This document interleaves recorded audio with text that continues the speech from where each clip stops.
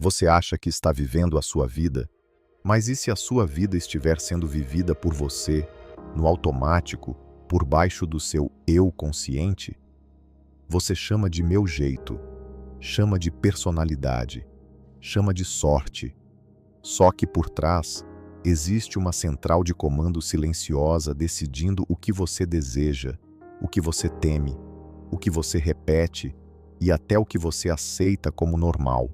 E a pergunta que incomoda é simples: se o seu subconsciente está controlando a sua vida, por que você ainda age como se estivesse no volante? Você já percebeu que algumas escolhas acontecem rápido demais? Você nem pensa direito e já está fazendo. A resposta atravessada. O sim que você deu só para não desagradar.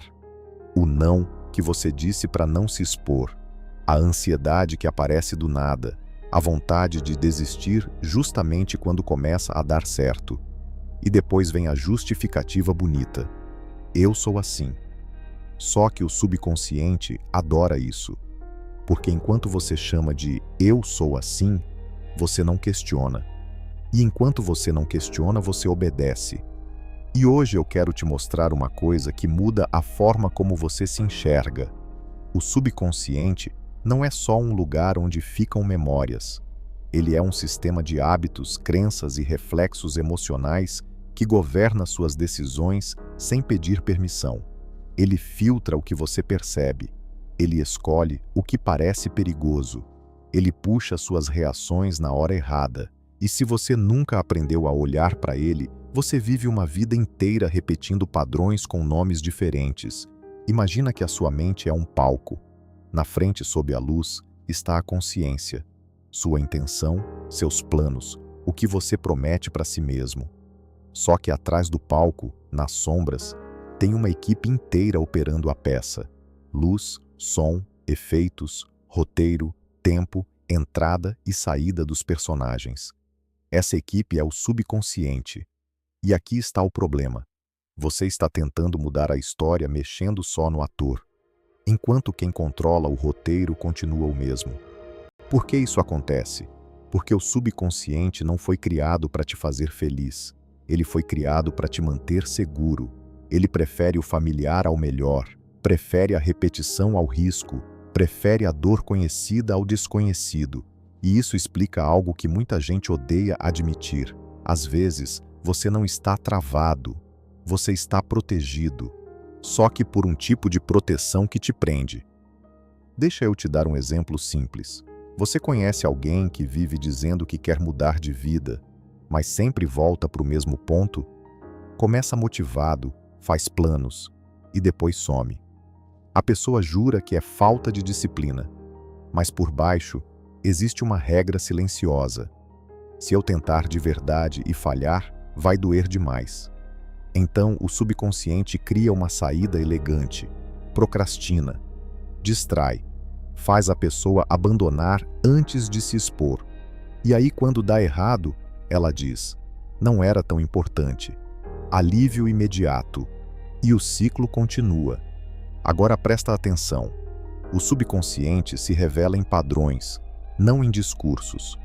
Você pode falar que quer sucesso, mas se você se sabota quando começa a crescer, o seu subconsciente está falando mais alto.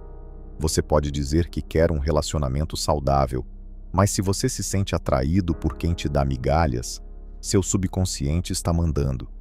Você pode dizer que quer liberdade, mas se você se apavora quando tem oportunidade, tem um comando rodando aí dentro. O primeiro jeito que o subconsciente controla você é pelo filtro. A cada segundo, o seu cérebro recebe informação demais. Então ele escolhe o que você vai notar e o que você vai ignorar. Esse filtro não pergunta: o que eu quero? Ele pergunta: o que confirma quem eu acho que eu sou? E o que evita perigo? Se você carrega ninguém me valoriza, você vai notar qualquer sinal de desvalorização e ignorar os sinais de respeito. Se você carrega o mundo é ameaça, você vai colecionar perigo. E aí você chama isso de realidade. Você diz: não sou pessimista, eu sou realista. Só que, muitas vezes, realismo é só um trauma com boa argumentação. E isso não é abstrato. Repara no que você interpreta como ataque. Repara no que você chama de rejeição. Repara no que você chama de sinal. O subconsciente te entrega um mundo que combina com as suas crenças, porque ele quer consistência. Ele quer que você continue sendo a mesma pessoa. Consistência dá sensação de controle, mesmo que essa consistência te machuque. O segundo jeito é pelo corpo. Antes de você pensar, o corpo decide se algo é seguro. Por isso você sente ansiedade antes de ter motivo claro. Por isso seu peito aperta quando você precisa se posicionar. Por isso, sua garganta trava quando você precisa falar. O subconsciente é o seu sistema nervoso interpretando o mundo. E se esse sistema aprendeu que exposição é igual a perigo, toda oportunidade vai parecer ameaça. A mente consciente tenta ser racional, mas o corpo já apertou o alarme. E aí nasce a parte mais cruel. Depois que o corpo reage, a consciência inventa uma explicação. Eu não estou com medo, eu só acho melhor não. Eu não estou inseguro, eu só sou exigente. Eu não estou evitando, eu só não tive tempo. E você acredita porque a voz é sua. Só que o autor é o subconsciente. O terceiro jeito é pela repetição de escolhas emocionais. Você não escolhe só com lógica, você escolhe com familiaridade. E o subconsciente confunde familiar com seguro. Por isso tem gente que sempre escolhe o mesmo tipo de pessoa, o mesmo tipo de amizade, o mesmo tipo de trabalho, o mesmo tipo de problema. Muda o nome, muda a cidade, muda o rosto, mas a sensação é igual, porque o subconsciente está tentando recriar um cenário antigo para finalmente resolver algo que ficou aberto. Só que o resultado costuma ser repetição, não cura. Vou te contar uma história rápida. Uma mulher que eu conheci, brilhante, competente, mas sempre se envolvia com pessoas indisponíveis. E quando alguém bom aparecia, ela perdia o interesse. Ela dizia: "Eu não gosto de gente grudenta." Só que, olhando com calma, o padrão era outro. O subconsciente dela aprendeu que amor vem com distância, que amor vem com esforço e ansiedade. Então, quando algo vinha leve, parecia estranho, parecia suspeito. O familiar era a falta, e ela chamava isso de química. Isso é o subconsciente escolhendo o roteiro. O quarto jeito é pelo alívio imediato. O subconsciente ama reduzir tensão, então ele te empurra para comportamentos que dão alívio rápido. Celular, comida, fuga, briga, desculpa, sono, distração. E toda vez que você faz isso, o cérebro aprende. Isso funciona. Só que funciona por 5 minutos. E depois cobra em anos. O vício mais comum não é o vício em prazer, é o vício em alívio. E é por isso que força de vontade falha. Porque você está tentando vencer um mecanismo de sobrevivência com discurso. Só que o subconsciente não responde ao que você entende. Ele responde ao que você treina. Ele responde ao que você repete com emoção. Agora eu quero abrir uma pergunta que muda tudo. O que o seu subconsciente está tentando te proteger de sentir? Porque por trás de toda sabotagem existe uma emoção evitada: vergonha, rejeição, abandono, humilhação, fracasso, perder controle, ser visto demais, ser amado demais. Sim, até isso. Porque para alguns, ser amado significa risco. Se eu relaxar, eu vou ser ferido. Então a pessoa cria confusão, cria distância, cria problema. Não porque ela quer sofrer, mas porque o subconsciente prefere o conhecido. E aqui vem o pico emocional. Imagina que, enquanto você assiste isso, o seu subconsciente está escolhendo por você sem você perceber. Imagina que ele decide o que você vai tolerar. Decide o que você vai aceitar. Decide o quanto você vai se expor. Decide com quem você vai se envolver. Decide quando você vai desistir. E você só descobre depois, olhando para trás, dizendo: por que eu fiz isso? O perigo não é você errar uma vez. O perigo é você viver anos inteiros obedecendo um roteiro invisível e chamando isso de destino. Agora imagina o contrário. Imagina você acordando daqui a um tempo e percebendo: eu não repito mais aquele padrão. Eu não reajo mais daquele jeito.